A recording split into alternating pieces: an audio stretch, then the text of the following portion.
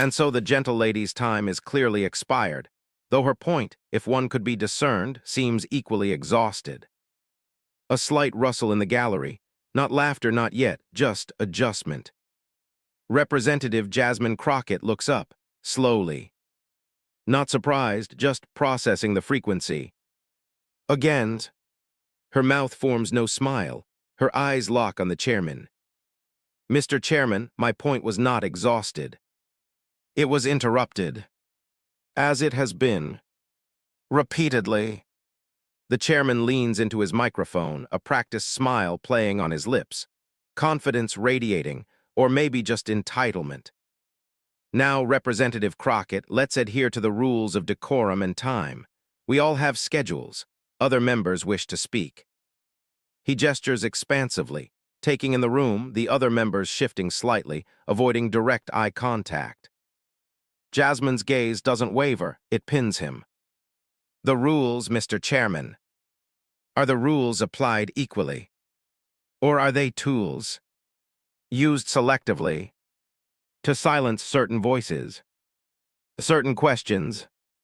A nervous cough from somewhere on the dais. The chairman's smile tightens just a fraction, still charming, mostly. That's quite an accusation, Representative. The rules are the rules, approved by the committee, applied impartially by the chair, as they always have been. Always. Jasmine leans forward slightly, not aggressively, just engaging. Because my recollection, Mr. Chairman, involves numerous instances where members, certain members, were allowed significant leeway. Extended time. Interjections framed as clarifications. Passionate defenses that somehow never seem to run afoul of the clock. Or the decorum you suddenly find so precious. The chairman chuckles, a smooth sound, practiced, meant to disarm, meant to diminish. Representative, perhaps your passion is clouding your memory. We run a tight ship here. Efficiency, fairness, that's the mandate. He shuffles some papers, a gesture of dismissal, moving on. But Jasmine isn't moving. Her hands are still, her posture unchanged. My memory is quite clear, Mr. Chairman. As is my understanding of the pattern. A pattern of convenient enforcement. A pattern of selective hearing. He cuts her off again, voice slightly sharper now, the charm wearing thin around the edges. Representative, I will not tolerate accusations against the chair. You are bordering on. Bordering on what, Mr. Chairman? The truth. Is that out of order now? A low murmur ripples through the audience this time. Louder, more distinct, heads turning, eyes focusing. The chairman grips his gavel, white knuckles just for a second, then relaxes his hand, forces the smile back. We are here to discuss the appropriations bill, Representative, not your feelings about the committee's management.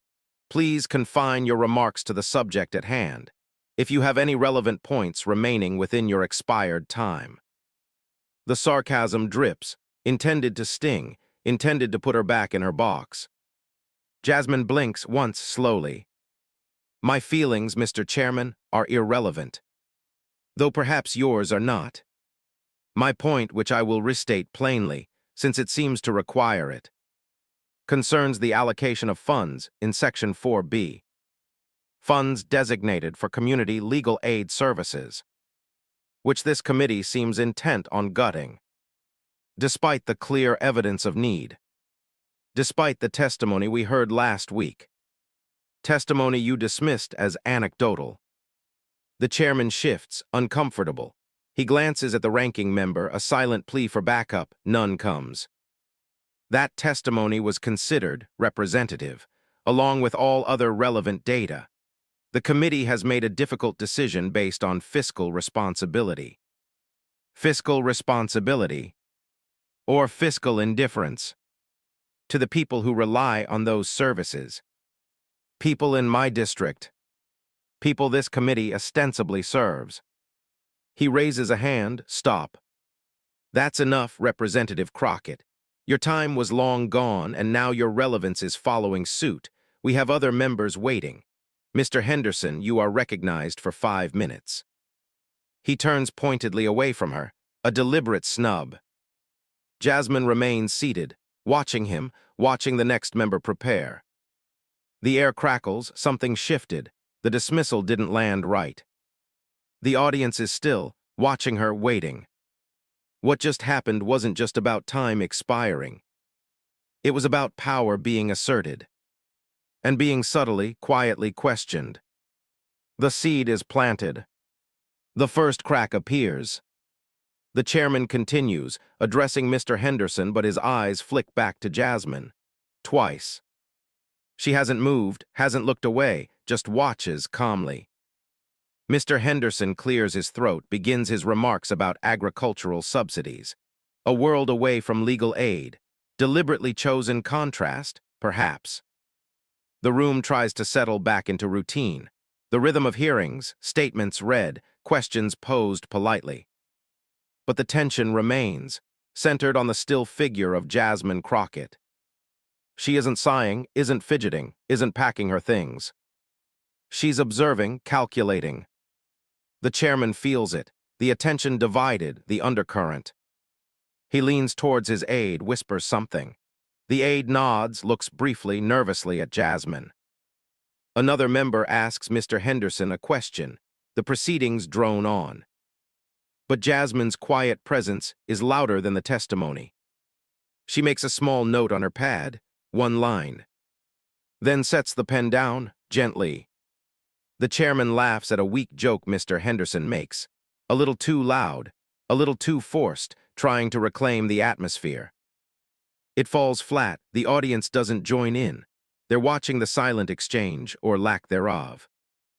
Jasmine's phone, lying face down on the table, remains untouched. No urgent checking. No escape into the digital world. She is fully present, in the silence, in the space she's been denied. This feels different. She often fights back, sharp words, quick retorts. This quiet, it's unsettling, especially for the chairman. He thrives on reaction, on debate he can control.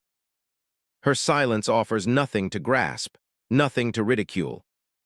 It just is. Wait. He interrupts Mr. Henderson mid-sentence.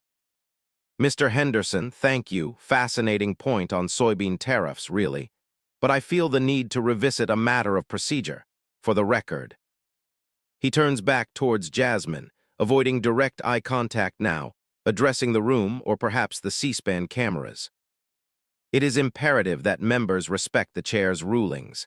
Time limits are crucial for orderly conduct. Personal grievances or performative objections have no place here. We must maintain decorum. He emphasizes the word, performative, a clear dig. Jasmine slowly lifts her head, meets his gaze finally. No anger, just clarity. Mr. Chairman, was that directed at me? Or just a general observation on the sudden importance of decorum? The chairman stiffens, caught. It's a reminder, Representative, for all members about the rules, which you seem to disregard. Seemed to disregard? Or did I precisely follow the rule of raising a point of order regarding unequal application of time constraints? A point you chose to ignore, and then characterized as my feelings. The chairman's face flushes slightly, a faint pink creeping up his neck. The charm is gone now, replaced by irritation. Your point was not recognized, Representative. The chair makes those determinations. You were out of order, your time was expired. That is the ruling, it is final. Final? Like the cuts to legal aid. Are those final too? Despite the unanswered questions. Despite the lives affected. She isn't raising her voice, but the words cut through the room, each one landing with precision. The chairman bangs the gavel, sharply this time. Representative Crockett, I am warning you, you are disrupting the proceedings. Am I? Or am I attempting to participate in them? Fully, as is my right. As is my duty. To represent my constituents. Even when it makes the chair uncomfortable. The word hangs in the air, uncomfortable. Gasps not loud, but audible, a collective intake of breath. The chairman looks momentarily lost, glances left and right, his usual confidence faltering. He's losing control of the narrative. He sees the cameras, sees the faces watching him, sees her calm, unwavering. He makes a decision, the wrong one, driven by ego, by the need to reassert dominance. Representative Crockett, you have repeatedly ignored the chair's rulings. You have impugned the impartiality of the committee process. You have disrupted the orderly conduct of business. He takes a breath, steeling himself. Under the authority vested in me by Rule XI, Clause 2, I must ask you to remove yourself from the dais. Silence, utter silence. You could hear a pin drop. Not just expired time now. Removal, ejection.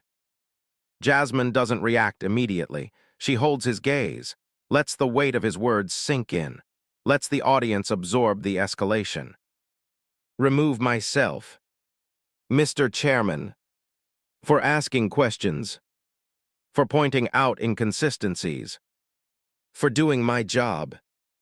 The chairman avoids her eyes again, looks down at his papers, voice tight. You are removed for disrupting the committee. Security may be called if you refuse to comply. His voice trembles slightly on the last words. He knows this is extreme. He knows how it looks, but he's committed. Jasmine looks around the room, at the other members mostly looking down or away, at the audience wrapped tense, at the cameras recording every second. She nods slowly, a gesture of understanding, not agreement. Understanding the depth of his refusal to engage. Understanding the fear behind the bluster. Okay. She starts gathering her papers, neatly, deliberately, no rush. Each movement amplified in the silence, the slide of paper on wood, the soft click of her pen being capped. The chairman shifts his weight, anxious for it to be over. He made his move. Now he just wants the consequence, her absence, to manifest quickly, before anyone can truly process the implications. But Jasmine controls the packing now.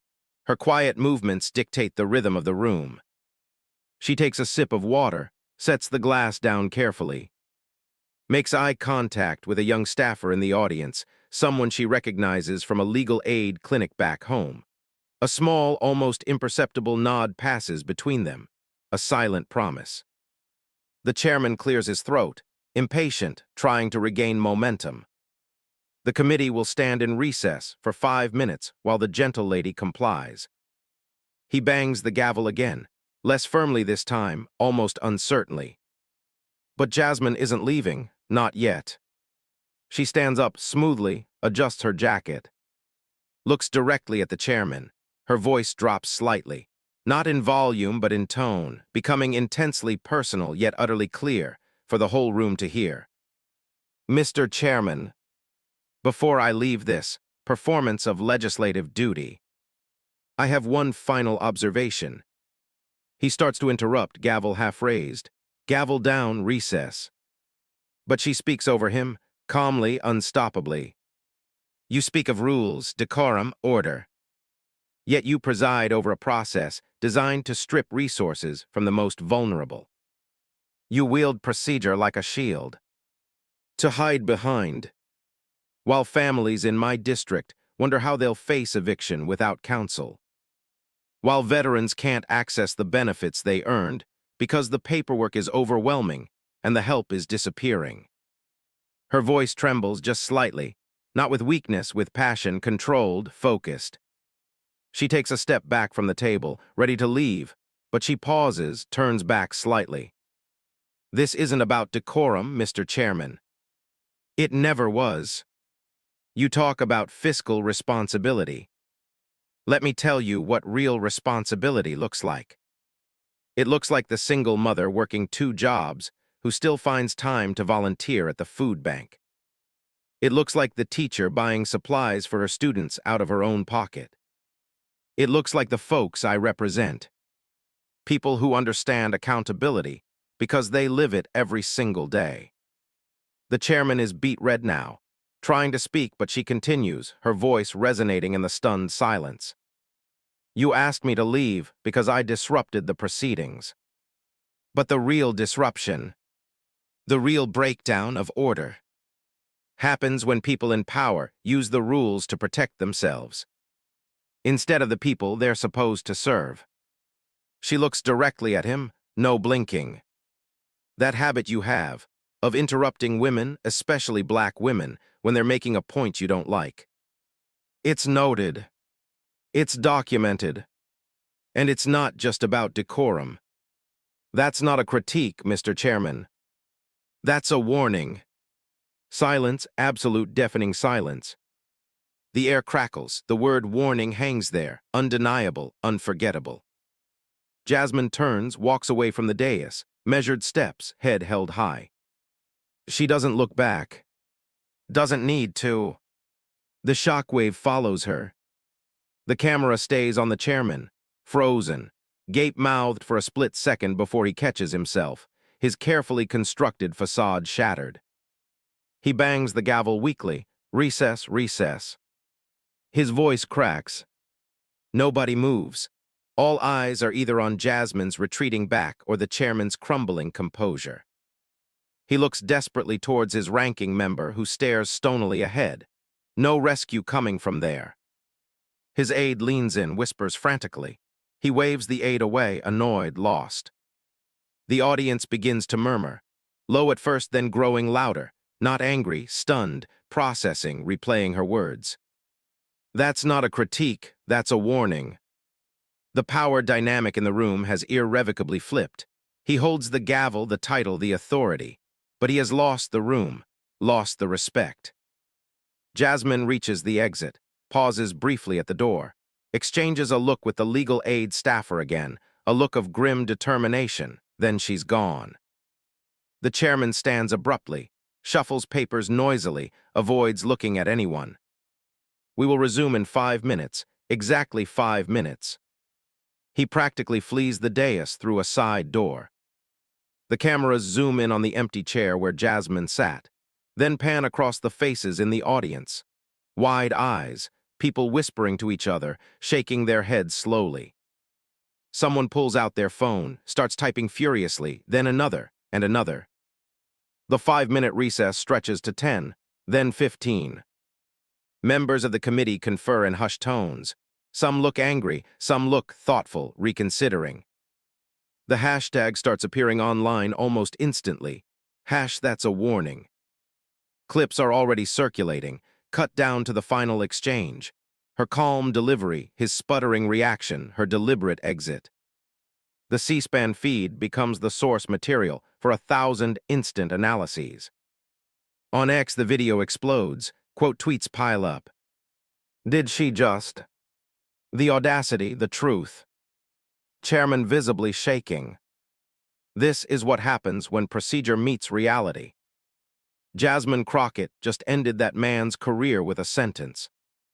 The initial wave is shock, admiration. Then the pushback begins. Disgraceful lack of respect for the institution. Playing the race card. Grandstanding for the cameras. She should be censured. But the counter-narrative is stronger, fiercer. Respect is earned, not demanded. She didn't play a card, she dealt the hand. He grandstanded her right out of the room for speaking truth. Censure him for abuse of power. News alerts start pinging. CNN, tense moments in House committee as Rep. Crockett ejected after clash with chairman. MSNBC, that's a warning. Rep. Crockett delivers stunning rebuke during hearing. Fox News, Democrat Rep. Crockett disrupts hearing, accuses chairman of bias before removal. The narrative frames are immediately clear, partisan lines drawn. But the raw video transcends the spin for many. Her composure, his loss of control, the quiet power of her final words. Inside the hearing room, the recess ends awkwardly. The chairman returns, pale but trying to project authority. He clears his throat. The committee will come to order, as I was saying before the interruption. But the energy is gone. The focus is fractured. Everyone knows the real event already happened. Mr. Henderson tries to resume his testimony, but his voice lacks conviction.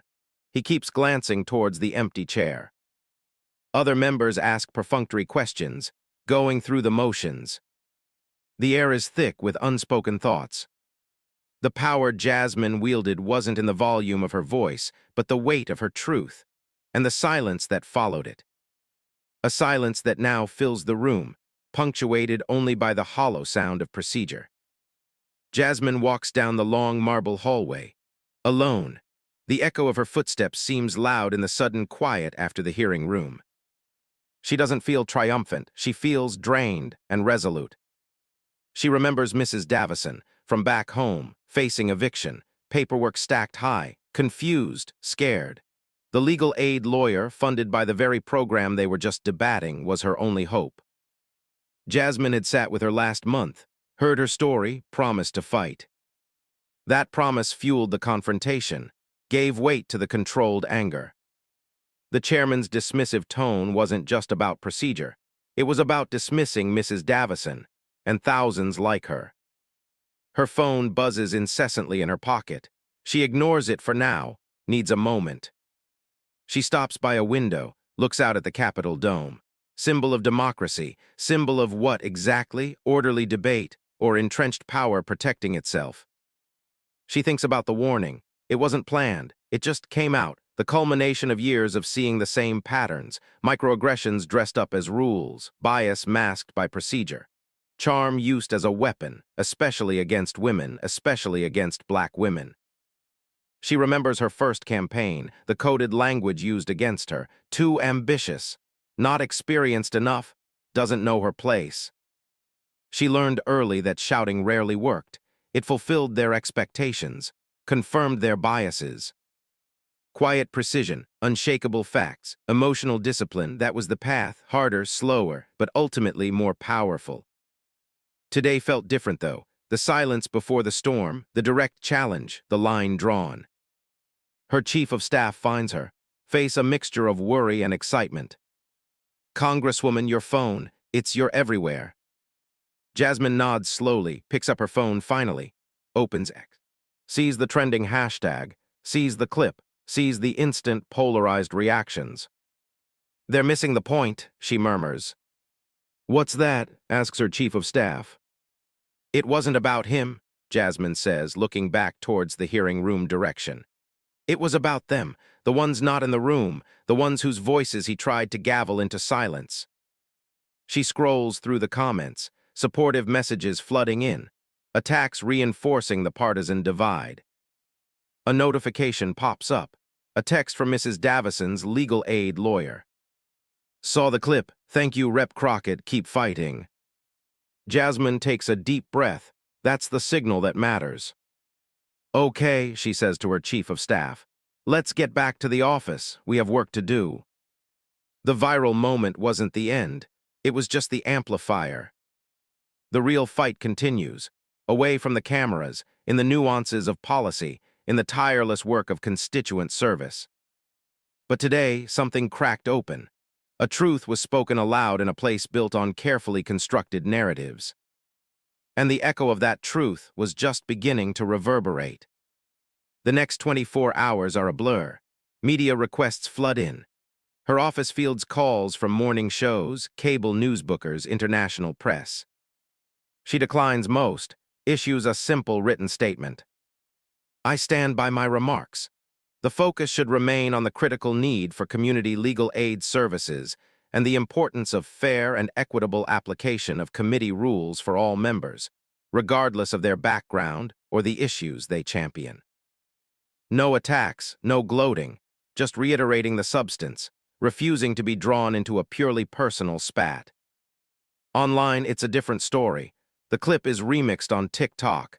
Young women lip-syncing, that's not a critique, that's a warning. Set to dramatic music, set to comedic beats. It becomes a meme, detached slightly from the original context, but carrying its core message of challenging biased authority. Podcasters dissect the body language, the chairman's fluster, Jasmine's composure, the power shift in milliseconds. "Notice the blink rate," one commentator says. "He speeds up, she slows down, classic tell." "It was the walk away," says another. "No hesitation, pure power." Morning shows debate it. One panelist calls her disruptive and unprofessional. Another calls her a voice for the voiceless, finally cutting through the DC noise. The split screen shows the predictable divide. But viewer call-ins, social media polls, seem to lean heavily in her favor. People recognize something authentic in the exchange, something beyond the usual political theater. The chairman releases his own statement. Longer, defensive, talking about tradition, respect for the chair, the need for order.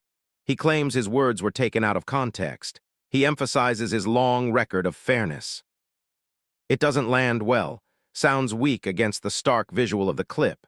The defensiveness reads as confirmation. Headlines capture the fallout. Crockett's warning echoes beyond committee room. Chairman faces backlash after viral confrontation. That's a warning trends globally as Crockett moment resonates. Colleagues in Congress react cautiously. Some privately express support for Jasmine. Others publicly call for calm and respect on both sides, a neutralizing tactic that pleases no one. A few brave souls publicly defend her right to speak, her critique of the process.